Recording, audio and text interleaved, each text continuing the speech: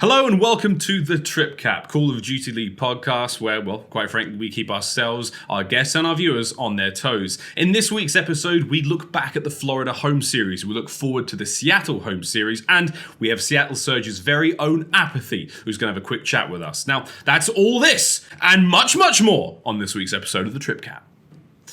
God, you're good. 10 out of 10 energy, mate. 10 out of 10. God, you're good. No, we won't back down, gonna fight till the end. Our honor comes first every time. Gonna stand up straight with our hand on our heart. Gonna right every wrong that we find. Well, as always, I've got my boy Momo, but Ben, you are back, brother. You're back. Yeah, I'm surviving. I'm going to be honest. There's going to be a lot of times where I'm probably going to have to mute my mic because I have a terrible cough. I honestly, it's not great. Throughout this past weekend, I was muting out OBS because I was coughing in between sentences. So shout out Chance for bearing with me. Oh, brother, well, it's good to have you back on the show. Chance was a lot of fun to have, man. I'm not going to lie to you. It was a breath of fresh air in a way. He's actually kind of funny. Like he's really funny. He's hilarious. Don't. I hope he doesn't see this, but don't tell him I said this if he doesn't. He is actually really, really funny. Like he'll say things every now and then. Like it's strange. I feel like his humor very much correlates to you, Miles. Where like dry. It's kind of like dry, dark sometimes. Like he's hilarious, man. So I'm glad you guys had fun. Yeah, we did. He did this thing where he kept walking off camera. It's like he just kept leaving, like not realizing that he was being filmed the whole time. He does it all the time in the home series events. I realize we're on camera, right? So I start, looking at the camera and as you should. I look over at program, like just a quick glance, and I see Chance walk off. He's like, let me just get my notes. And he's just like, walks off, grabs his notes, come back. I'm like, oh, Jesus, Chance, man. Come on. Big fan of him, though, still. All right, boys, let's get into the Florida home series. Obviously, it was a couple of weeks ago now, I think, or a week ago. I forget at time of recording. But it was a fun one. That Sunday was one of the craziest CDL Sundays we have ever had. Momo, let's start with you, mate. What were some of your biggest takeaways? What caught your eye from the Florida home series? I think biggest takeaway was, again, yeah, we can kind of highlight the Sunday, but even from the get-go when we got into the tournament, it was the unexpected, it was the Mutineers again, it was the home series, these guys falling short, we saw Optic 3-0, and it was just, everything was so bizarre, but it was so exciting to see. All the series, or a lot of the series, were very close. But my favorite was by far our series that we cast with Optic, the 1 point domination, the 1 round search and destroy. It was just wild to see, and the teams that were maybe 6th to 8th kind of stepping it up. It's nice to see. It really was the tale of the underdogs this weekend. I mean, Ben, who's your favorite underdog story this Florida home series? I mean, I think you gotta take Optic Gaming. I think you really do. They finally clicked, right? Like. We expected them to be great. We're halfway through the season. Finally, they seem like they've shown signs of improvement. I don't want to gas them too much just yet. I don't want to jump the gun because, you just never know. But so far, to me, they've looked very good. I think it's the other teams now, which you're starting to see signs of weakness, right? Like, for example, I'll use Paris Legion here. They started off the season so well. Now they're slowly declining. See the uprise of your Optic Gamings. The Toronto Ultra even showed great signs of life. It's an interesting time in our league, Miles. I'm going to be honest. It's very, very interesting. Yeah, man, indeed. I mean, Atlanta get a big win, but maybe not the strongest Atlanta we've seen. Or is this Optic Gaming being much better than we expected? There's this idea in my mind that Atlanta, not that they were sandbagging, but because the competition wasn't as high, maybe they weren't given 110. Maybe they weren't firing on all cylinders. I'm not really sure about that one. I mean, Momo, is there anything in that? Do you concur, brother? I agree to kind of both points. I think Atlanta, it wasn't their best performance, but I think more so all these other teams, whether it be, Optic Gaming or others, are just simply learning and getting better. The competition is getting stronger and stronger. And you kind of see that a lot in, kind of the lower half of the teams, I feel. Going into the last couple of weekends, we've certainly had our top 3, or we talked about Dallas and FaZe being, who's going to be the best team here, and et cetera, et cetera. But I feel like that top 4 that we had, which included Chicago and Rocker, is now, suddenly included Mutineers when they won. And then suddenly you're starting to look at Optic, the new look New York.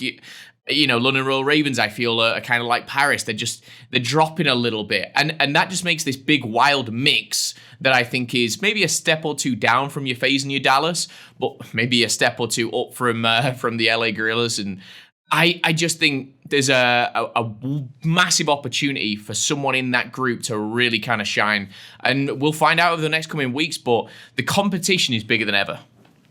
True that, brother. True that. Ben, do you still think FaZe are the top team? Or at least top two? So for me, if you'd asked me this question, maybe like 3-4 weeks ago, right? I would have said very simply, I think there's kind of like 3 tiers in the league. There's your top tier, your mid tier, your low tier. And to me, it was very, very obvious where the teams kind of lay within those 3 tiers. After this weekend, I think you have Dallas and FaZe, without question, sitting at the very, very top. You can make an argument for whatever you want as to who's ahead. I've seen people online arguing all different types of stuff. Whatever, doesn't matter. They're number 1, right? And underneath that, you have the likes of Huntsmen, right? And I actually kind of have them in a category just in their own. If I'm honest, I think there's a fair amount of teams that are better than. The teams I'm starting to worry about, Miles, is the like of Minnesota Rocker. Will they actually ever win? Now, coming into this, or the past weekend, I should say, for me, I kind of had them as a guaranteed grand final slot, them versus Atlanta FaZe. That's how things should have gone. But it wasn't. They've been in 2 finals. They fell short. 1 final, I personally believe they should have won without question. Which one was that? Florida? That was the Florida one. Yeah, I think Minnesota at that time were way better than Florida should have been. Yeah. So now my big fear is, will they win? Because Florida's won, right? So does that therefore mean Florida is above Minnesota? I don't think any of us would rank them above. No. But in terms of accolades, they've performed better this season than Minnesota Rocket have. So to me, to answer your question, yes, Atlanta FaZe is without question still up there. But I do have them with Dallas Empire. Dude, I love that. Before you were going to say something? I was going to say, just kind of touching on Benson's point, the Rocker have just been more consistent, and I think we'll all agree. Right. When you have a team who wins a home series and then a team who doesn't win a map in a home series, it's like, what on earth are we watching? I actually went all in, doubled down, tripled down on Mutineers, and I was kind of feeling the same as Ben was for Rocker. I thought they would be in the grand final versus FaZe, and they just... we got a different team.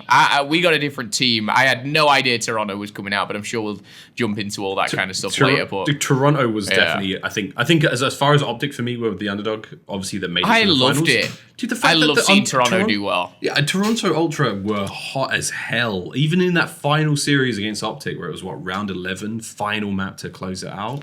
It was so exciting, man. Yeah, not Every so single long map ago in we that would have series. put them. Yeah, we would have put them down with your Gorillas in Seattle. Yeah. Like you could have swapped out. You could have swapped out Florida or Minnesota for Seattle, right. For here's the Toronto Ultra thing: is that just Florida Mutineer kind of short-term success? That's the thing that I don't know about Toronto Ultra, right? Like they've shown great signs of success, but will they do it again? I mean, if you're betting about it, are you going to tell me you're going to bet yes on that? Like, I don't know. I think the past weekend's home series was very interesting. Because when you talk about top teams, right, like top teams, realistically, Atlanta FaZe, Minnesota Rocker were the 2 big ones, right? You 2 juggernaut teams. You could really argue that it was just Atlanta FaZe, right, when you took top of the leaderboard. So the way I look at it is this weekend, there was a lot more of the kind of middle ground versus middle ground type of games, right, where you can look at some of the teams that have been so unlucky that first round they've drawn against like Huntsmen. First round, you're drawn against Dallas Empire. So it allowed teams to maybe go a little further in a tournament than they necessarily would have done, if that makes sense. Yeah. So for me, continued success like that, I just don't think you're going to see it. When you get to an event where all the big guns are there, you're telling me Toronto Ultra is going to do that? Absolutely not. I think I would love to see them do that, but I think we need to be a sort of litmus test now of those teams who performed really well last weekend in Florida Home Series to then go ahead and play your FaZe, play your Chicago Huntsmen, play Dallas a bit more and see where they actually sit. But hey, man, it was a cool event, and this is forever going to be one of the best championship Sundays I've seen, or the CDL Sundays I've ever seen. Every single map was a banger. Well, for sure, that was definitely one of the craziest CDL Sundays we have seen, without a shadow of a doubt, one that I will forever remember. But Seattle can always top things, can always get a little crazier up there in Seattle. But all right, boys, it's now time to get into clips of the week. Ben, I thought we were going to start with you, but instead I'm going to run the show here, boys. I've got a nice clip. It's from the weekend. Obviously, now that the league is back up and running, we have tons and tons of clips from what was an incredibly memorable and exciting weekend. I don't know how ready you are, boys, but... I'm ready when you are. Ready to rock and roll? I'm ready to rock and roll. Okay, boys, my clip comes from the Florida Home Series Finals. It was Atlanta FaZe going up against Optic Gaming, and we had an Astro listening. And TJ, keep an eye out for it. does something to himself and doesn't quite tell his teammates what happened. I have a trophy now. There's two doors. They're doing watch out, P1, watch out, P1,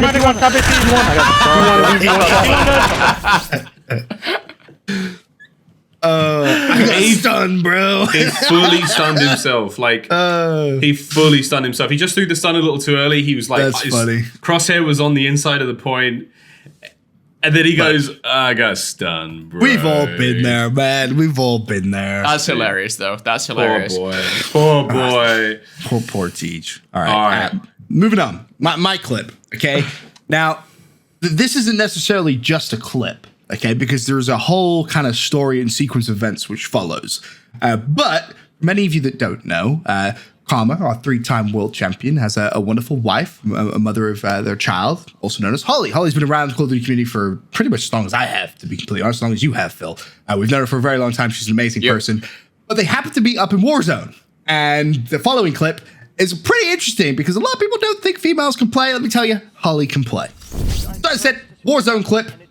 And let me tell you, Holly's got the beams, man. She's got the gunning. I just shit on my husband. I just absolutely fucking destroyed Damon. Holly kills Karma. Okay, can you imagine being in that house? Like, how do you respond to that? If you're Damon, a 3-time world champ, your wife comes in the Warzone and kills you? I just love how everyone in the game's like, oh, Damon. Now here's the thing. It gets a little bit better, right? Because the story, the plot thickens, if you will, because I believe Damon put out, I think it was a birthday tweet? I'm pretty sure it was a birthday tweet, was it not? No, it's Mother's Day. Mother's Day. Of course, it was a Mother's Day tweet. And he tagged the wrong Holly, which... First of all, is amazing, okay? But the sweet message at the very bottom was, P.S. I let you kill me in Warzone. So you're thinking, banter. Obviously, he deletes the tweet where he mistags Holly. He puts out a nice tweet. About 20 minutes later, Holly smacks back with, thank you at Karma. Like, tags the wrong Karma intentionally. It was just funny. Like, Holly, great sense of humor. And obviously a great Call of Duty player as well. Love that. Holly's Love amazing. that. Holly's hilarious. Also, the fact, I mean, the clip was great. She's got 132 wins in Warzone. She's got 3,400. She can play, man. She's a beast. I love it. I love it. Two great clips. Mine, to kind of draw it back into a little bit of kind of comp. This was obviously from the home series that just went on. My clip is a lot longer. It's a little bit more of a highlight reel, and I'll kind of let you guys jump into this one as well. It's not really me explaining it, but it was just to kind of highlight the great plays, the close games that we saw this very weekend. And again, like Miles said, it was a CDL Sunday that I think we will remember for a very long time. And, come the end of the season, we might look back on. But let's just jump into this clip. To go and play grab on that one, but Metals, the assassin. So again, this is from like S&D. Yeah, that's you, Miles. Now 30 seconds remaining. That's you speaking right there. You know what would be interesting to do, just as a side note, for us to kind of break down what's going through our mind in these kind of moments. And it's probably a story for a different day. But you're casting a round 11 search and destroy. I don't think there's many people that understand like what you guys and what I think about when we're casting. Does that kind of make sense? Maybe I'm crazy. No, I think you're spot on. I think what goes through your head and my head is probably very, very different, which is probably a very interesting topic. Right? I love the reaction from Gino there, by the way. So hyped to get in round 11, fist bumping. Oh, bro. Oh, dude, this was a good one. Bro, This was the can we absolute talk melt. about how quickly he... Oh, my Lord.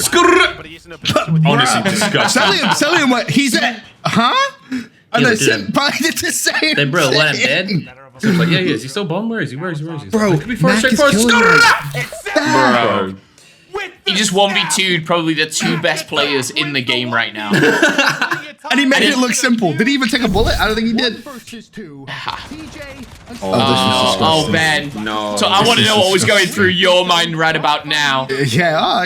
Bro, you game, never saw this coming. You never saw this Nah, coming. I was I like, mean- Celium is amazing, but a 1v2 with Against this Slasher and side. Teej, with Teej in like almost an identical situation to what we saw earlier on where he won. There's absolutely no way, man. Like, had a great 1v1 clutch in this One See, thing I I did called like it as out. well, at the end of this home series, a lot of people are kind of like curious. Is Simp the best or is it Selim? And ironically, they're both on the same team, but a lot of people are saying Sel's the best player in the game right now as well, which is... honestly, it's clutches like this, a 1v2, round 11. I mean, look at that, bro.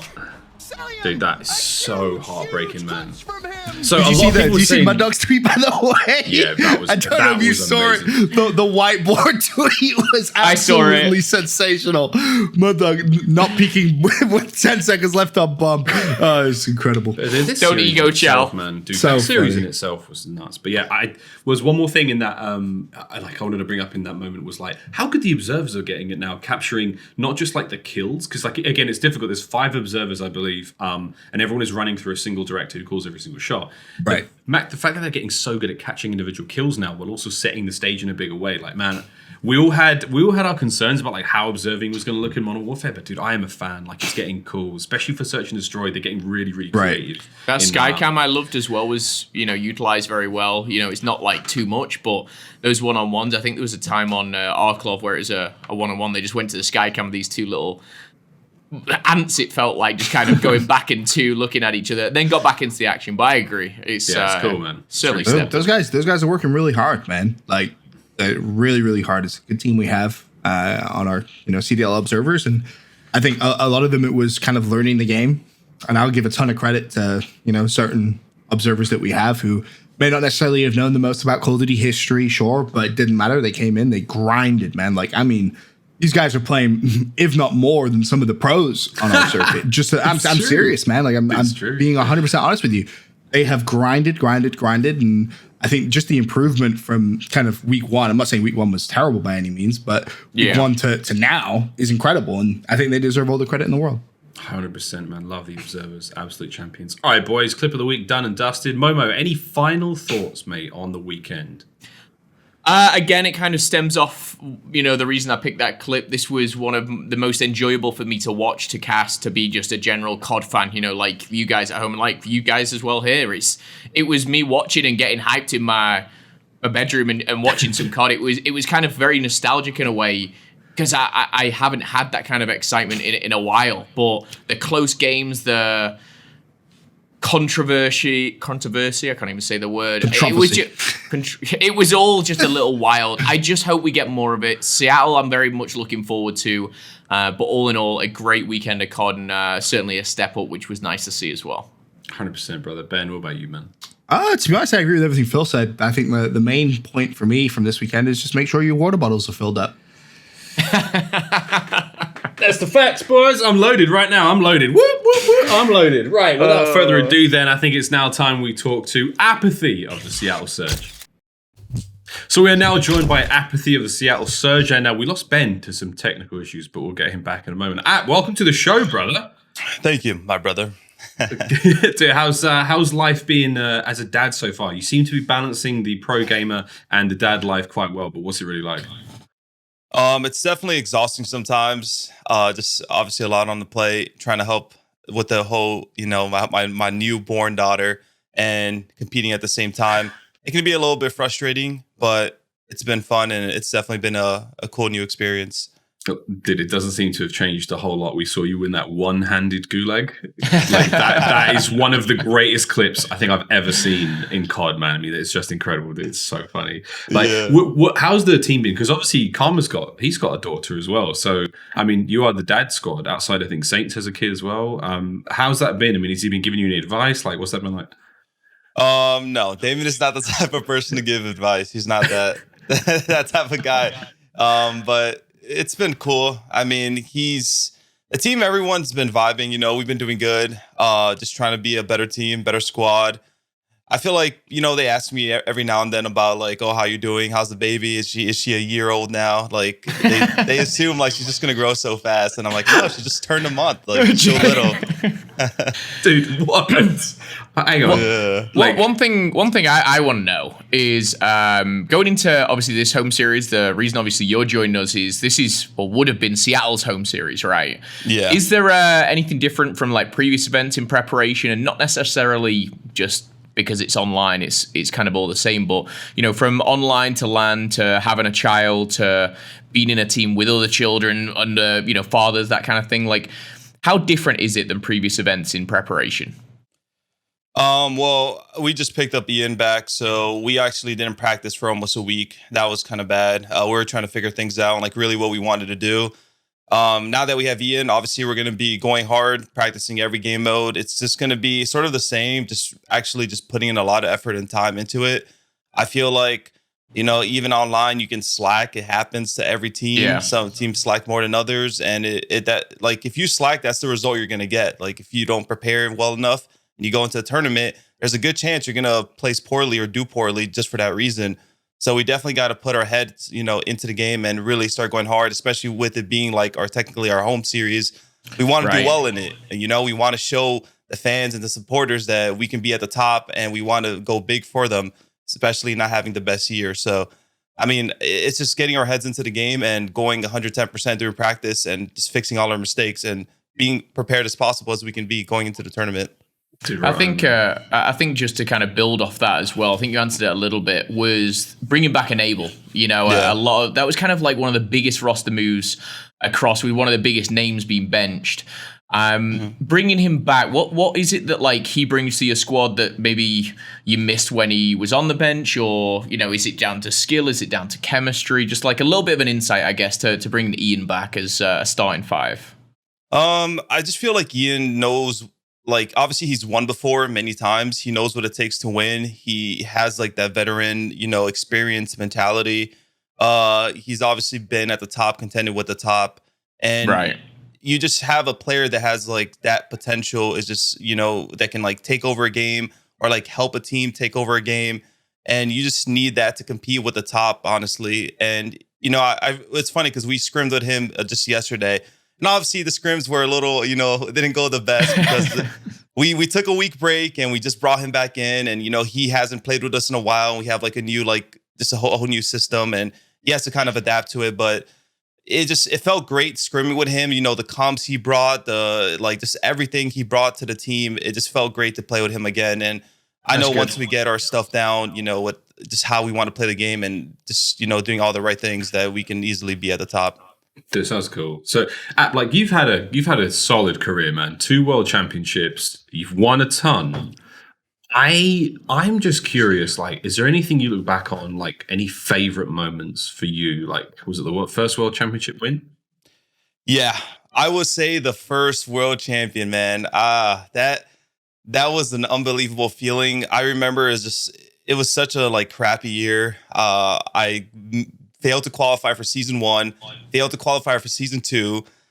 And, I got this opportunity to join Envy that I was so grateful for. And I just I told myself, I'm going 110% and I'm going to win champs.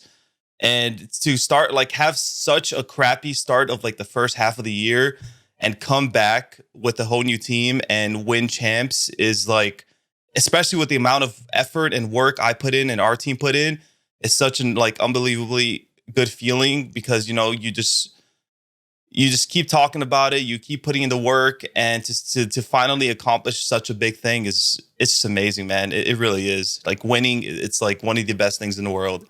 Yeah, it's wild. It's think of all the players in the league or all the players in the Call of Duty community that say I'm going to win champs this year, and yeah, exactly. Very Everyone rarely just does keeps that talking happen. about it, and it's kind of funny because I was tweeting about it.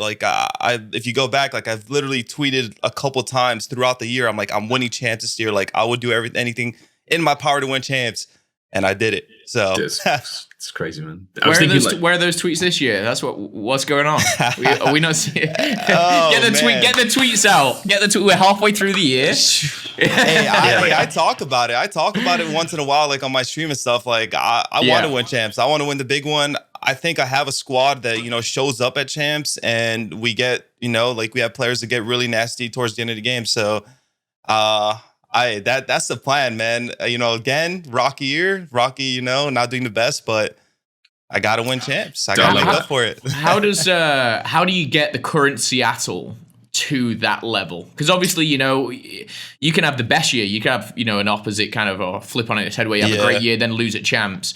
This year, I think you will, look at the CDL leaderboards or the rankings kind of thing, and you'll want to be higher for obvious reasons. But how do you get the current Seattle to kind of that championship caliber team? Is there anything? Well, I feel like we obviously have the skill, we have the talent. It's more so just the practice, the work ethic, the mentality. That's just the one thing holding us back. We obviously have players that don't really enjoy the game sometimes, and we don't grind enough. And when we practice, like sometimes we're going 90%, or sometimes we're going 100%. We could be going 110%. And it's just like, if we want to be at the top, like from my experience, from when I've like been at the top, and when I won tournaments and champs or whatever it is, like my team, you know, and I are going 110% every single day in practice. We're constantly talking about what could be fixed, what mistakes can we, you know, what mistakes that we did that map that we should fix and change. And then next time we play, we're no longer doing those mistakes, and now we're winning maps by 100 points, you know? So Right. I think it's really just getting into that zoned in mentality where, you know, we're going 110%. Like, who cares what happened at the start of the year? Who cares what position we're in now? And just giving it our all and just improving constantly every day. And then obviously when it comes time to play at tournaments, we'll definitely show that we can, you know, compete with the best. So do you think, like, with you guys, your world championship team, like, I still believe that you will go on to do great things throughout the year. Like I said it at the very, very start, I mean, your roster on paper is exceptional. Do you think there's something in the team, like maybe because almost all of you have won something huge, like that there isn't, are you maybe not as hungry as you were before? Like in terms of that, creating that team mentality that you all have to work together to create this thing. Like, what are the kind of conversations like, man? Because it has been a rough year. It has been a rough year from fans' perspective, and I think from your own expectations, no one is harder on you than yourself. Like on the team, I would imagine. So, like, what has it been like in the Seattle Surge locker room, talking about how we're doing? Like, what's it been like? I mean, at the end of the day, we all want to win. We all want to do good. Like, it's not. You know, there's no doubt about that. It definitely, I feel like sometimes, especially when you've been competing for so long and you have so many championships won and you've already made X amount of money, like you do lose maybe a little bit of the fire. Like, it's normal. I think it's just a complacent thing. Like, I guess it's just human. Obviously, it's about finding that fire again. And, you know, I think losing and doing poorly definitely lights that fire. And obviously, like, we're not in a good spot and we're not looking the best. So I really feel like our team is more motivated now to do better and obviously place better. So I just really hope, you know, including myself, like we really got to just stop, I guess, losing full composure and really just kind of reset mentally and just start going really hard every day and just getting better practice and doing everything we can to be better players and a better team, you know? Yeah, dude, I was thinking. I like it. I do like it. You brought it up a while ago about like you're a team that all switch on when it comes to the end of the year, when it comes to playoffs, when it comes to champs. Yeah. Like, obviously, you don't want to rely on that too much. Like, you especially, you're a player. Like, you're almost known for that now. Like, you can play however you want to play throughout the year, but everyone knows that when it comes to the end of the season, Absalon, he's on form. He's going to be dangerous. Do you rely on that in a way? Like, do you? Obviously, it's something inside you that you can't really control, but like. You're one of those guys that, like, you won't practice for the test. You'll just show up on the day and you would just ace it. Like, is that a mentality thing? Like, what is that? Well, this year I definitely tried to play better. And first like month or two, I was really streaming a lot. Definitely hindered myself and my practice, like just individually as a player. Yeah. I wasn't playing the best, but then going into, I think, Minnesota, I grinded the last like 2 weeks. And I stopped streaming as much, and I played pretty well the last couple of tournaments. Other than that one when I had my daughter, I think I had a really bad tournament. That's a good excuse. I'll be honest. There was so much talk about you, and then it was obviously your child, and then it was like I felt bad, but I wanted you to do well. I think you probably felt bad on yourself, but you know, there's certain situations you kind of can't get out of, and. Yeah, exactly. Like that, I felt like other than that tournament, like throughout the year, I've played pretty well. Like I haven't had like one of those years where I'm just playing pretty bad. Yeah. But I think it's definitely just like a thing. It's not really it's just, how do I explain this? It's like throughout the year, I'm just constantly learning and getting better. And I feel like sometimes start of the year is like my team like don't like the game, or you know, it's kind of slack or complacent. Like we win champs, so now next year it's like we get kind of complacent. And I'm the type of player that honestly, when I don't play the game right, it kind of hurts me. So when I have a team that's going hard and we're all learning together and we're trying to get better, like I will, and if I take the right routes, if I do the right things, like I'm gonna shine. Like I'm gonna do a lot better because I understand what to do in situations. And obviously have the talent, I have the gun skill, but if I'm not taking the right routes, if I'm putting myself in bad spots, then I'm just going to look bad and I'm going to probably die more than I should. So I think, going into champs now and everything, like that's just really the goal. I mean, that's the goal in general. Just be, learning the game, perfecting how we want to play every situation as a team. And obviously, I want to learn myself, and so I could just play the best I can at champs. I have one last question before we roll over to the Gulag. When like around the sort of the birth of your daughter, man, because that's a huge thing to go through in life. That's a like I haven't got any kids, but a lot of my friends have children, and I know a lot of people with kids, and I know that it's a big deal. Was there ever any talk between you and the team for like you to maybe bench yourself, or for the team to say like, hey man, you can have this period of time, like have your kid, take a couple of weeks off, maybe take a month off, a few events, whatever, like to bench yourself to allow the squad maybe to try something different at that point in time? Was there ever any discussions around that? No, not really. I think the biggest thing is we were already like in a bad spot. Like they kind of needed me. It's if things were better, if things were going well, then it's like, okay, maybe like they were really worried and concerned. Like, are you going to be able to play at the tournament? Are you going to be able to perform? Like, are you going to be good to go? Because in the back of their heads, like they know like they need me if we want to do well. And I was really concerned myself. I was like, I'll make it. Don't worry, guys. Like, I'll try my best to make it. I just didn't want to, especially the position we're in. I didn't want to, fail. I didn't want to leave them hanging. At the end of the day, we are a team, and I got to be there for them. So it was kind of stressful period of time. Obviously, like when she was born, I took like 5 days off, and it kind of sucked, but had to be done. Yeah. And we came back. We had like 5 days of practice, and we went straight into the tournament. And obviously, things didn't go the best. But it's amazing to see them, man. Still, like you're trying to balance your literal personal life and your professional life. Like it's a hard thing to do. There's a lot of pressure on your shoulders right now, and you seem to be doing pretty good, man. Like you had a solid performance in the last home series. It wasn't a bad look at all. We were like, I've just had a kid. He's frying. Like this is insane. I'm a big fan of the Apathy name. That's my Apathy's dope, right? Yeah, I like that. I like that a lot. Apathy. All right, so I think it is now time for us to go into the CDL Gulag. Now, I'm not sure if you're aware of what the CDL Gulag is, but basically the deal is we do 3 rounds. I give you 3 names, and the idea is that it's not like the Gulag that we have in Warzone. It's like a real hard Russian prison, and you pick one person from each round to make it out of the jail, and you just give us a reason why. Okay. All right, you ready for this one? Okay. So there's a theme with all of these teams, and I think a lot of people put this one together, but. First CDL Gulag round, here we go. JCap, Slasher, and John. Who's making out the Gulag? Damn. I'm gonna have to go with Slasher. John is nasty, but I think Slasher just has that clutch factor, and he's really good at that, man. Yeah, you can see him surviving in real life. Like he'd make it out. He'd know the right people. Like he'd watch the guards. He's smart.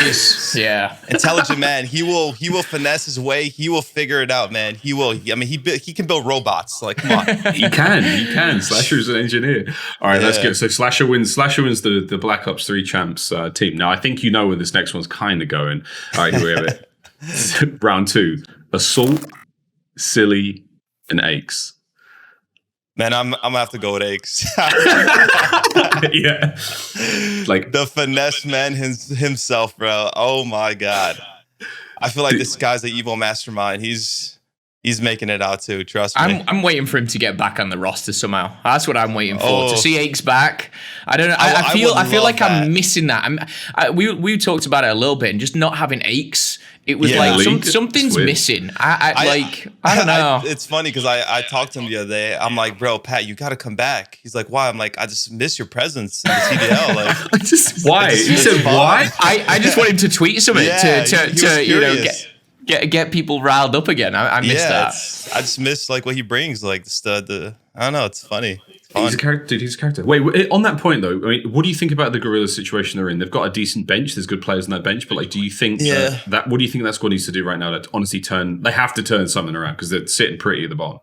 I mean, I feel like they're not horrible. Like they definitely can have like a crazy match or tournament and like perform and like clutch up and win. But I definitely feel like they should probably switch a player out, like bring one of the players back 100%. And I think they're just going to wait to see what happens here. I think if they don't do well at all, then they're 100% benching someone and, bringing back one of the old players. Right. Yeah, it's a crazy situation. Okay, final round of the Gulag. So we've had Slasher and we've had Aches both getting out of the Gulag in round 3. Here we go. This is the Dad Squad. Oh, Karma, Saints, and yourself. Who's getting out of the Gulag? First time ever we've ever included you in this. Who's getting out? I don't expect none of them to come out, so it got to be me.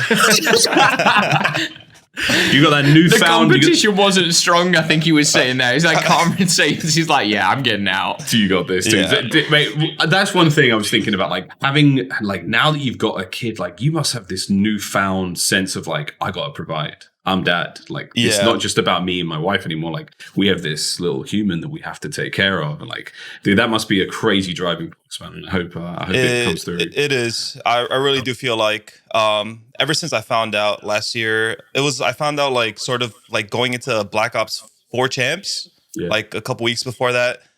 And, man, I was just driven. I really wanted to, win that tournament. I mean, I had... Honestly, that tournament was one of my best performances ever, even though we placed top 8. But like I felt like I was playing so well. And like just now, like this constant motivation, like I just pushed myself to do more, do better, and just knowing that, I got to be the best person I could be, the best dad I can be, and provide for my family. Bro, Apathy, you winning Gulags with one hand. You know it, man. What we do. Thank you so much for coming on the show. We really do wish you the best luck at the Seattle home series. Got to see Seattle turn something around, man. We're keen. For sure. Dude, thanks again.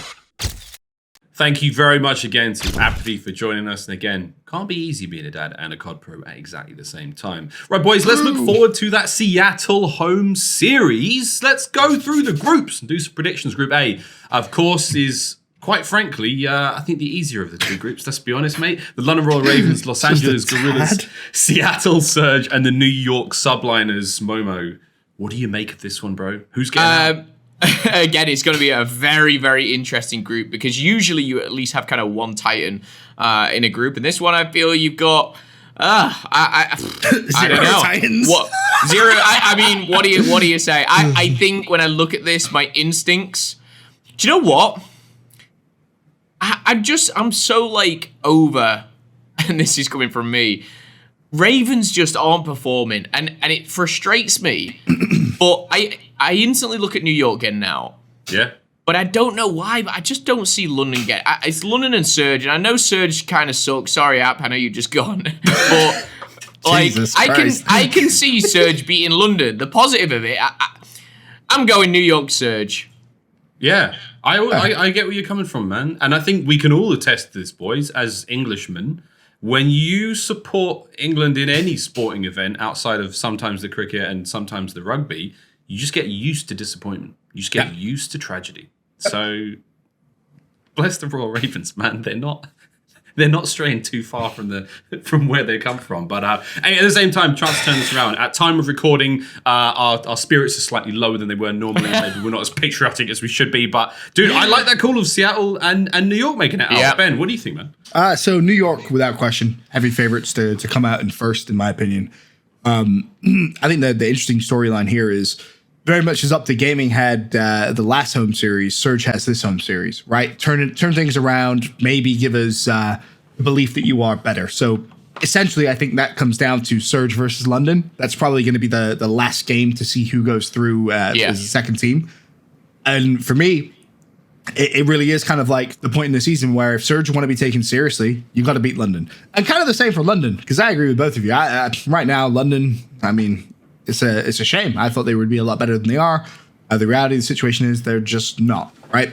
And I know the players get a little, I don't want to say sensitive, they just get a little maybe frustrated with some of the hate, I guess, or just being underestimated a lot. Like, they're great guys, and I think they're great players. But the reality is the results have not come, and I don't think there's a player out there that can argue with that. Gorillas, I mean, I'm not even going to waste our time, Miles. Oh, there you go, mate. I mean, Gorillas got to turn something around. You got to show us something, right? Like I mean, that's funny. I literally had your kind of not going to waste your time thinking about Toronto last week, and then they did this, and I'm just it just wouldn't surprise me. But yeah, I think New York as well is the heavy favorite. Yeah, gotta be a heavy favorite going to that one. I also agree. I mean, as much as I want to see the Gorillas do something special, I think it's still going to be hard for them. And again, they're long-term rivals, Seattle Surge, sitting in the group with them. Yeah, I don't know. Like when you see that matchup, Surge versus Gorillas again. Yes. Again, like imagine that for a spot. Like if London win their first game, they beat Gorillas and Gorillas drop down. If New York beats Surge, then Surge drop down, and it's Surge versus Gorillas for a place. To be knocked out the tournament, you're like, wow, the writing's on the wall, boys. You know what's happening here. Let's go to Group B, dudes. I mean, sorry, my predictions. I think I'm with you there. I do feel like London got to pull something special out of the bag. They can't lose to the Gorillas. Then they have to smash New York. If they don't, I feel I'm in a worse place where I think London are going to be performing for the rest of the season at that stage. But New York should look good. Seattle could definitely make it out of that group. Group B though, Paris Legion versus Chicago Huntsmen up first. Then we've got Minnesota Rocker versus Optic Gaming Los Angeles. Ben, we'll start with you, mate. What do you think about this one? So this is obviously the more interesting group. Let's just not beat around the bush. It just is. For me, this is very much an event, kind of like Atlanta FaZe just had for the Florida home series for Chicago.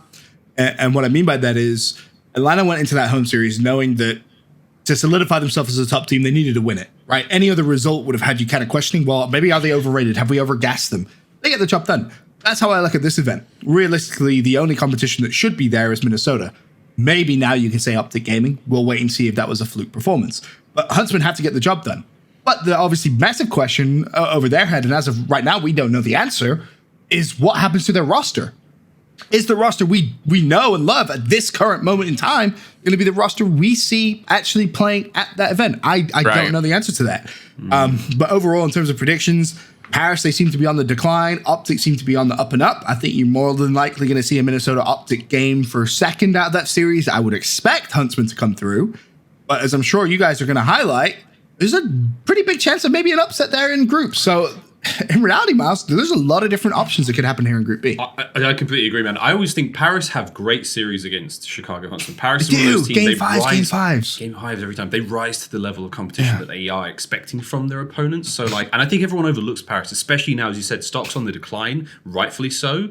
If teams are overlooking Paris, they're going to take that and go with it. Like, Paris is still a very competent team. It's the same with almost all the teams in the league right now. Everyone is good enough. But it just comes down to being able to close out games. It's the resolve, man. And it's the hardest thing to teach. Like, it's the resolve to take a lead in a map, win the map outright, and then not throw away the advantages you've made in a series. It's so difficult for some of these squads. But yeah, man, I'm with you. I think this could be big time upsets and draw. I think Minnesota Rocker, Optic Gaming Los Angeles for that second place spot will be litty, especially after that first map as well. But Phil, what do you think about Group B, mate? I'm very much agreeing in both what you and Ben have said. I just kind of, again, I have a very weird feeling about this whole home series. And I look at this group and I think Chicago and Minnesota come out on top. I think they're going to be all close games. Paris and Optic are two great teams and I think we'll push them. But I think Chicago and Minnesota come out. I was just thinking about Ben's point of when he said, will Minnesota ever win? They're just never going to win. Now I think about it. This could be their, with Chicago, Chicago making a change, potentially. We don't know, obviously, time recording and stuff like that. Dallas aren't here and Atlanta aren't here. They're 1 and 2 for me, whatever way you want to go. This is maybe their biggest chance. If they can get past the whole, if they can come out first in their group, and I think Minnesota are a team which will take a loss, not to heart, but they will be frustrated and they'll want to come back fighting. I think they will. I think we could see Minnesota come out on top of this whole home series. And I know that's kind of wild. I'm looking at Huntsmen, of course. They are the one to kind of pick, but it's kind of a logical out there pick if you think. But yeah, I'm going to go with it. I'm going to go Minnesota to take the home series. I like that. To Phil's point, if they don't take it here, though, that's when my point comes in, right? Will they ever win? I think both come hand in hand. I think if they don't take it here, the competition is going to be harder at other events where Dallas and Atlanta are going to be there, and then they probably won't. They'll probably keep getting to semis, and yeah. Let's go Minnesota. Always the bridesmaid, never the bride, Minnesota. I am excited to see how the Chicago Huntsmen look, man. If it is going to be general on that starting roster instead of Gunless, or if the rumors about Prestinni are true, God, who knows, mate? That could be a very, very exciting group. Either way, boys, that's going to be it. The Seattle home series, it's going to be a fun one. I think you got a very, very good point there, Momo. I think Minnesota, this could be their event. Ben, likewise. We'll just have to wait and see. Now, boys, we're about halfway through the Call of Duty League, the inaugural Call of Duty League. Nothing quite looks the same than when it began. That's for sure. And we blame COVID for a lot of that, but at the end of the day, a lot has happened. Ben, actually, let's start with Momo, mate. What is some of the more crazy things we're experiencing so far? What are your biggest memories of the league? What are the storylines, bro? What's going on? From start to finish, this whole league, I just want to kind of get away from the whole Lanta Online, because that's just the whole world's dealing with that. But the crazier things, I think, for me, when you just look at the COD, is how when these rosters were formed, everyone had their rankings and predictions of which teams are going to be at the top and the bottom. Some have come through, by all means. But some are so, out there, no one had Rocker at the top. No one had Mutineers kind of winning a championship. It's just been very much a roller coaster. The whole CDL 2020 has been a whole kind of roller coaster for myself, and I don't think it's over. Like you said, we're only halfway through. I still think we might see teams that will surprise you, knock out other teams, or win championships.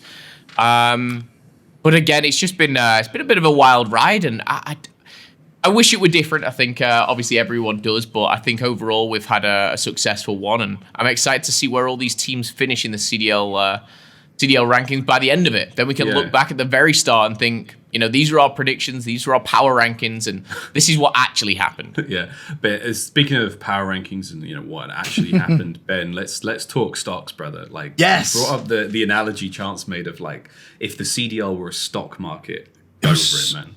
It was so smart. We were mid-cast, and he just I asked him a prediction, and he kind of said, well, imagine the CDL is a stock market, right?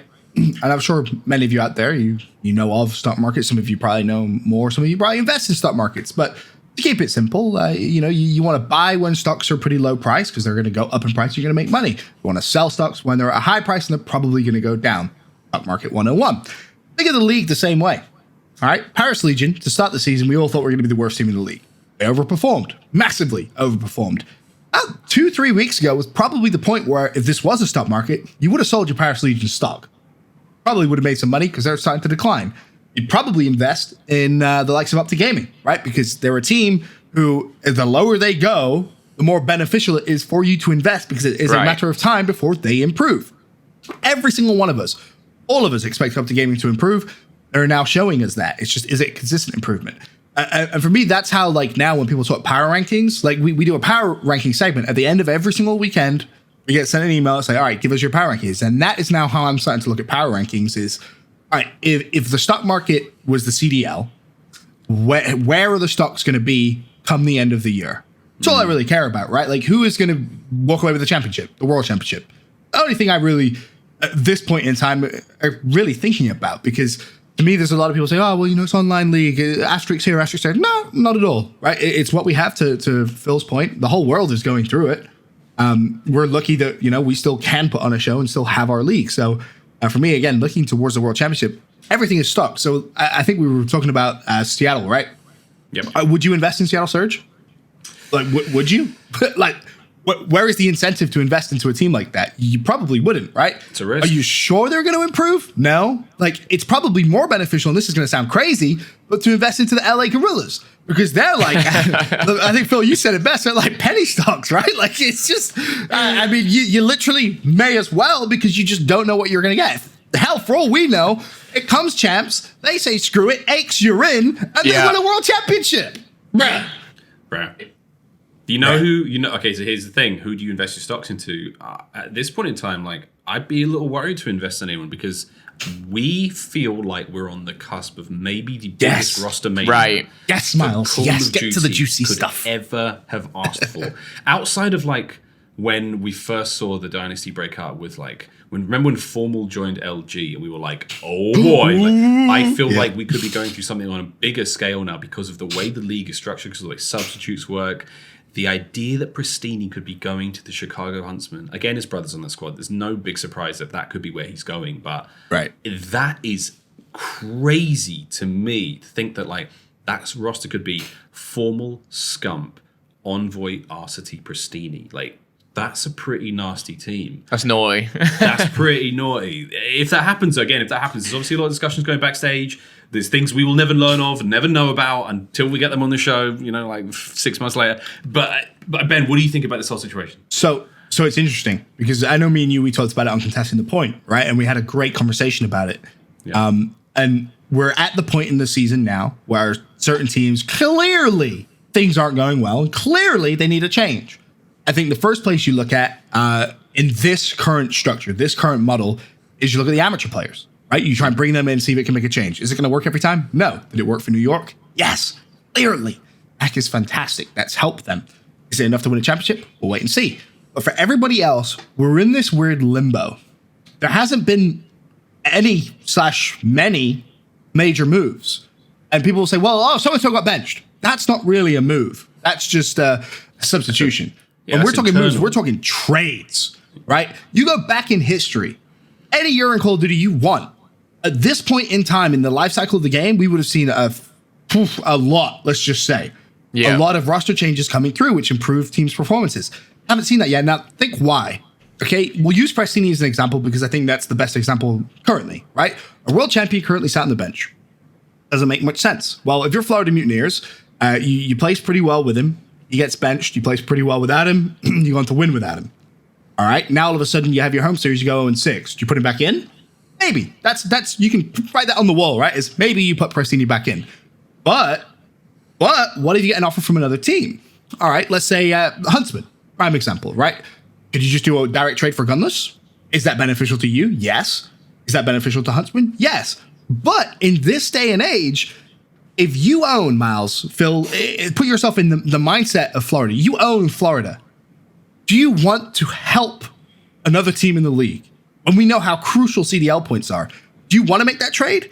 What does that trade now have to come to? You're not doing a direct player for player. You'd be insane. Yes, Gunless is great. I'm not saying Gunless isn't great. I'm not saying Prestinni is worth that much more. But you're directly helping the competition. I know I sure as hell wouldn't. You'd have to give me a lot. If you're trying to be the proactive one in the trade scenario, you're going to have to give me a ton, whether it's money, whatever that situation is. You're going to have to give me way, way more if you want what I have. Now, when you think about that across the league, that explains why we haven't seen as many moves as we would think. But to Miles's point, we're at breaching point, right? The boat is full of water. There's water spraying at it's about to explode. I think we either have a massive roster apocalypse / roster mania, which is all focused around Prestinni. Everything, Prestinni is the catalyst to everything. You could see 3-way trades come through. We could sit and hypothesize for 3-4 podcasts, I'm sure, about different rosters. Yeah. It's incredible to talk about. It excites us as casters because we love this stuff. We live and breathe it. And this is where we couldn't make a single 10-minute segment of a podcast. Nothing happens. These are the teams for the year. And that's it. Because from a management point of view, again, I'm not trading Prestinni for anything. He's sat on my bench. Great. Well, guess what? He signed to a contract, right? He's contractually obliged to be on my bench. I am not giving anyone Prestinni for free. Yeah, I think for all the buyout situations we have to have. Dude, it's hard, man. We don't know how these teams are going about. And we're talking so much money now as well. It's no longer, Miles, I'll give you a bag of Cheetos and $1,000. You give me your player? Great. Thanks. Pleasure doing business. I'll give you some keyboards. Long past that. We're long past that. And again, I think the competitive aspect comes through from the management side of things. And also for a lot of the teams that have come in this year, they're new to Call of Duty. Yes, they've hired a lot of the correct people, and I'll give a lot of teams massive credit for their hires. But still, if you think of yourself as a sports franchise, you invest in, let's just say, NBA, right? A new team goes into the NBA. I know it's unlikely, but either way, I'm sure there's many people that could kind of see this example. If I invest in a starting 5 who don't perform in the first season, am I just going to get rid of them? Probably not. And I think the big difference between sports and Call of Duty is, well, our game changes every year, right? So a core 5 that are great this year might not be good next year, and vice versa. So there's a lot of interesting kind of tangibles, which I think a lot of the ownership teams aren't fully aware of. They've probably been told it, but they don't think it's as big of a deal as it is. Hard reality, to sort of thing. Yeah, it's impossible. It's impossible to predict who's going to be good next year. You can throw names in, like, for example, Slasher, who's traditionally been great. I think that's why. I think at the start of the year, we all did like a mock draft, and I think every one of us was like, I want Slasher first. Like, give me Slasher. Give me, like, he's just that type of player. All those teams were built all the teams were built for this game before this game had even come out. Exactly. How nuts is that? Nuts. How crazy that's is such that? That's a difficult thing to do. Yeah, Phil, how do you feel about Prestinni's situation? Like, what do you think he's doing right now? What do you think he's feeling and thinking? I mean, for judging by him and on social and everything, he's feeling great and he's doing well, and that's great to see, first and foremost. I think it must be a weird spot because I think he's on his own little roller coaster where, he's part of a lineup, they're doing well, they're making finals, then he's out. That team is then on top of the world, they're winning without him, and he's thinking, oh, wow, I didn't feel bad enough, now they've won without me, and now all of a sudden, it feels like he's a bit of a wanted man. Other teams are struggling. Yep. And I think a lot of people and a lot of teams will look to him and think he would be a great addition to our team. Could him and his brother being reunited be a fantastic thing and everyone wanted to see it? Absolutely. It would be great to see. Would it work? Obviously, only time will tell, but history speaking, like, it has worked in the past. But again, going back to Ben's kind of points, the complications that it comes with, it's so much more complicated now than just doing a trade for trade. And yes, people might go, well, Gunless is a better player than Prestinni or vice versa. But right now, do Florida want Gunless? If Gunless comes to Florida, for example, like, who sits out for them? That disrupts their whole team chemistry. Does he just sit on a bench? Why would you do that? Also, does Gunless want to go to Florida too? Exactly. Like, it's just so many. There's a list of so many things that you have to go through for this to happen. Don't forget you've got an Able sat on a bench. You've got across the board, there's just people being like benched that aren't performing and rightly so. But it's not as easy as just, you take this guy, I'll take that guy, and we'll go on our merry way and we'll play some Call of Duty. It's a lot different, but I would be very happy to see some Rostermania. I think as casters, fans, everyone but the players sometimes loves Rostermania because it's just exciting. And it builds storylines. So yeah, bring it on, Prestinni. Get yourself to Chicago. Love it. Wherever, just go somewhere. Jump on a team. Kick someone off. I'm curious to hear your take because me and Phil, I just love talking right there. So apologies. But you're right. Your take, Miles, on Gunless and his situation, because I feel like we're having a good chat, and I am very curious to see kind of your perception of the whole Chicago Huntsmen situation. So I think Gunless is right in the league right now, is in a difficult spot. I was going to go right into the mailbag, but I'm glad you asked, Ben. The thing with Gunless, I think Gunless is the most dangerous double-edged sword in the league, right? And I think this is what comes with Gunless, right? Gunless is one of the most exceptionally skilled players imaginable, but he definitely comes with he's obviously a difficult teammate to have, and this is something that you can look across the board at anyone who is a champion, whether it's a Krim, whether it's Michael Jordan, whether it's anyone, right? They are difficult personalities to manage because they want to win no matter what, and they're willing to crush, kill, destroy anything to get that win. And I think that's evident enough that, like, when somebody wants to win so bad, you're willing to let things like personal feelings, sentiment get out of the way. Like, it's not about the person, it's about the end result. It's about the championship, it's about the win, it's about the medal, it's about the checkered flag, whatever it may be, man. And I think right now, Gunless is definitely the guy who a lot of players go, yeah, I get he's really sick, but I don't want to play with him. I don't like playing with him. He brings me down, maybe. And we talked about this in the past with players like Slasher. Slasher's a dude who he leads with an iron fist, man. He's cracking the whip because he wants to win no matter what. And a lot of players know how to get that win. They can foresee it in the pieces they have, and they need to make those pieces move. Some people can't handle that, dude. And that's fair. Like, it's not a criticism. It's not to say that those people can't win. But there's certain personalities just don't go well together. And it feels right now in Call of Duty, like the way the ecosystem of players are, Gunless doesn't really fit into many of the teams we have right now. Again, purely speculative. In theory, you could put him on Florida and Florida become a god squad because Gunless is just like, do what I say, we're going to win. You're all sick. Let's do this. Maybe Florida become the greatest team in Call of Duty history after that kind of thing, but we just never know unless it happens. But it's a hard one, man. So I see why Gunless is on the bench right now. Again, when we look on paper, Chicago Huntsmen should literally win every single There's no map. reason they shouldn't win every single There's no map. reason they shouldn't. But this is where the complexities of Right. personality traits, and this is where like people management, which is one of the most difficult things to do, I think, in the world, comes into play. And that, dude, at the end of the day, that comes down to the management. That comes down to who your coaches are and why making a good decision in who your coach is and how your coach conducts the team and the boys. The biggest decision you'll make, I think, as a team owner or even as a player, like, who do I want coaching me? Yeah. RCs was saying the other day, like, not everyone's listening to Sender in game. Not everyone is listening to everything the coach says, and that happens too many times. And the mere fact that the players won't listen shows a problem. Shows people management's an issue. So, look, man, Prestinni, I hope he's not a difficult player to be alongside because he's obviously another very, very good one. But again, it's about just finding the gel, man. Finding that person who fits within the team's personality makeup. It's very, very hard, but enough of that. It's time for Miles' mailbag. All right, boys, so we're going to go straight into this one. I've got the questions here. We'll just dive straight into this one because this has been a great episode, quite a long one, but a great episode. Number one. Ben, I'll give this to you, actually, brother. And we were it's in line with everything we've been asking. Okay. With guys like Mac and Chino coming off of the bench and adding a much-needed spark to their teams, which sub would you want to add to see? Would you want to come off the bench and add a spark to their team? Who would you want it to be? Jeez. That's a tough one, right? All right, well, look at the teams that need a spark. I think you could maybe still make the argument for Toronto Ultra, but they have an entire starting roster as their sub. So we'll go with no one for them because I think they're in a weird case where maybe just keeping a core 5 as a team might do them better. You look at LA Gorillas, and I can't believe I'm saying this, and you two are probably going to laugh. Aches. Bring back Aches. I think it's time. I really do. Dude. LA Gorillas has I made don't changes. disagree. Like, Yeah. for me, when you have young players coming in, it's great, right? Young players can be phenomenal.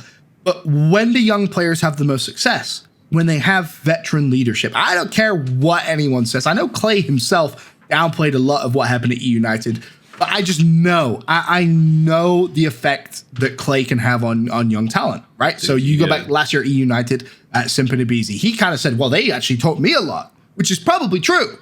But I don't care how modest Clay wants to be.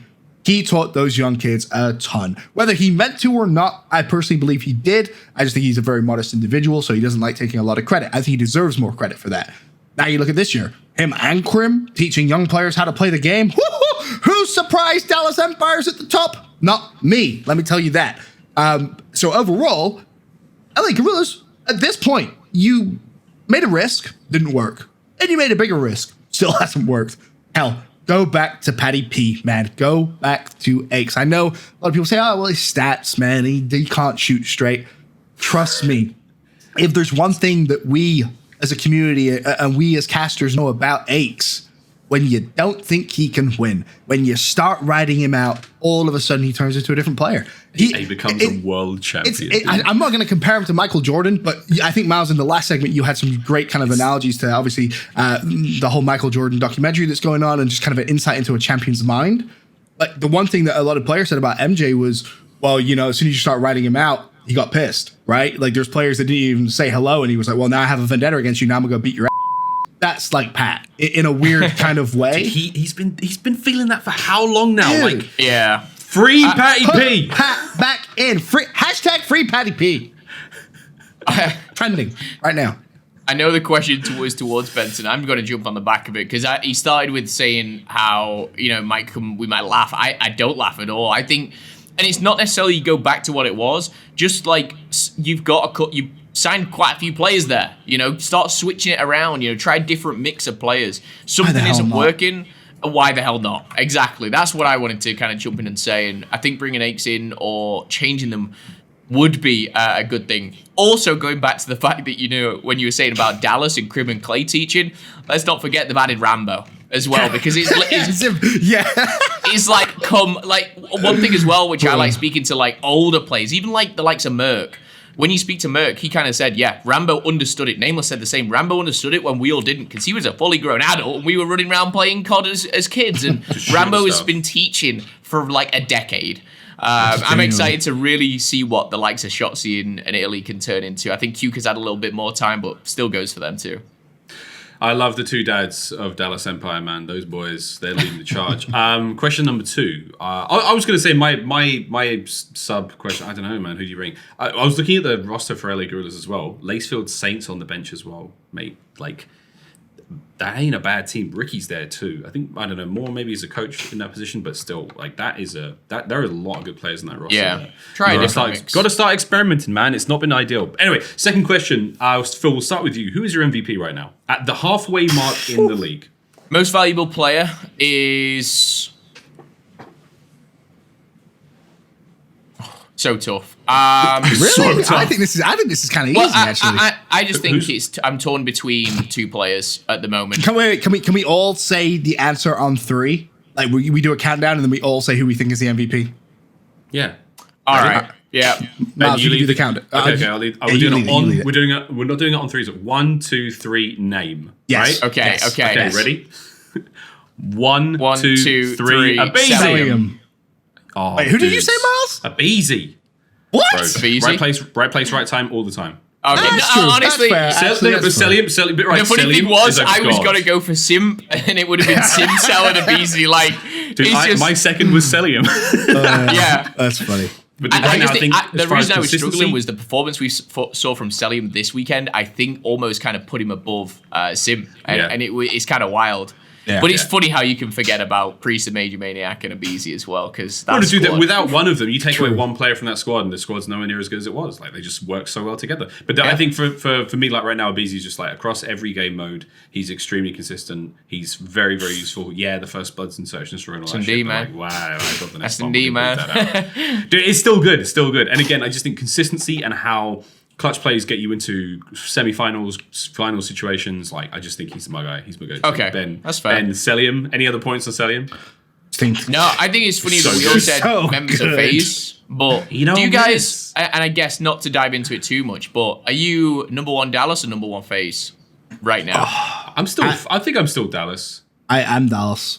Still. I have to say Dallas because Dallas beat FaZe. That's the only reason I go with it. But just curious that we all pick a FaZe MVP, but we all pick Dallas as the best team. It's just It's just the interesting. idea of, I always think of the MVP as the guy who's just adding the most value to your game, to your tournament or whatever. Like, and I still see him as that dude. But all right, we'll go straight on to question number 3.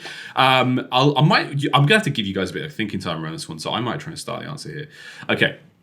Which celebrity would make the best casting mate, like your best co-caster? If you could cast a final with one person alive, who would it be? Oh, that's easy. Think who is bringing that energy. Oh, that's Round simple, 11 Miles. S&D. Who, dude? Jim Ross. Oh, that's pretty good. JR? They are. Jim Ross of the... Dude, Golden Boy casted with AEW. JR. Admittedly, it was wrestling, it wasn't COD, but give me JR. 100%. I'd love that. That'd be fun as hell. I wouldn't is a say fun a one. goddamn word. I'd just be sat in awe. He was like the voice of my childhood. Same, dude. Bruh. Same. JR? Hell yeah. JR. Simple. See, my instincts to go. Down on the flank. Sit with the snap back out. Like, it'd be so good.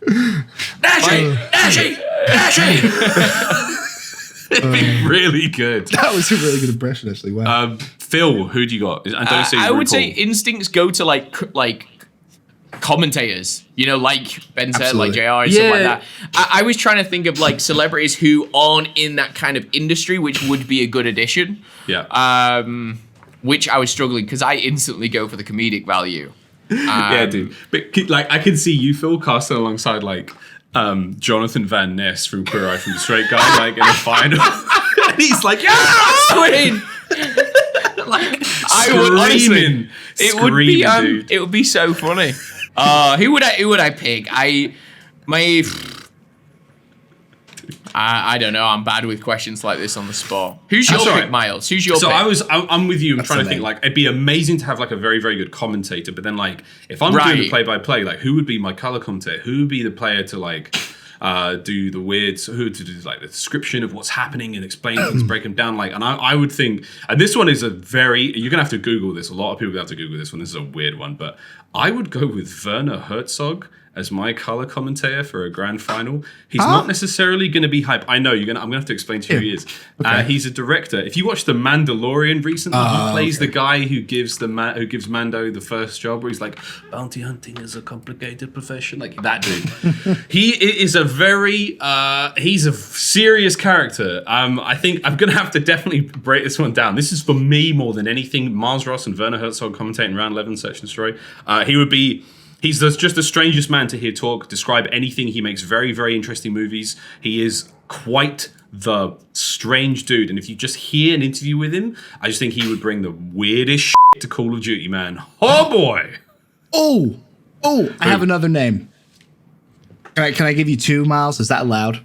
Yeah, then I might be able to steal one of them. I can keep rolling with these all. Phil, I think Snoop you would Dogg love be this really answer. fun. Let's go. As a fellow big football fan, Miles, I know you follow sports, but I don't think you're not that much of a football fan, are you, Miles? I don't think Not so. massive. Not massive. I mean, I think I know where you're going. The name Ray Hudson probably means a lot to many of you watching this podcast, but for the Americans, I definitely recommend you go on YouTube and you type in Ray Hudson. And just watch in awe. I could just imagine Great line. the things Ray Hudson would say for Cold It'd be epic. Phil, have you got any more, dude? I'm gonna go with. I was thinking people like Seth Rogen, Will Ferrell, then Chris Kamara came to mind. Yes, honestly, I've casted with Chris Kamara before. True story. I know. I remember. I just think it'd be hilarious to get someone who knows nothing about COD to join. I'm gonna go with Seth Rogen. I think it'd be a great time. It's funny you said Seth Rogen. I was thinking Joe Rogan as an actual commentator. I was thinking that too. Person, like he would be hype as hell. It'd be hype as hell to get that involved. Outstanding, like screaming, man. And you're just like, Joe, you don't know what's going on, but he's just full of beans, dude. He's full of beans. Look at the tenacity. Like, just get Bruce Buffer in there just to intro it. That'd be it. Honestly, man, the possibilities here are literally endless. All right, guys, that's gonna be it. The Tripcap is done for another week. We hope you enjoyed. And again, a wonderful thanks to Apathy for being on the show. And we look forward to the Seattle home series on behalf of myself, Benson, Momo, and everyone behind the scenes. Thank you, and wash your hands, you filthy animals. We're trying to get out of this quarantine situation. Just stay indoors. Just stay indoors. Come on. Good night. No, we won't back down. Gonna fight till the end. Our honor comes first every time.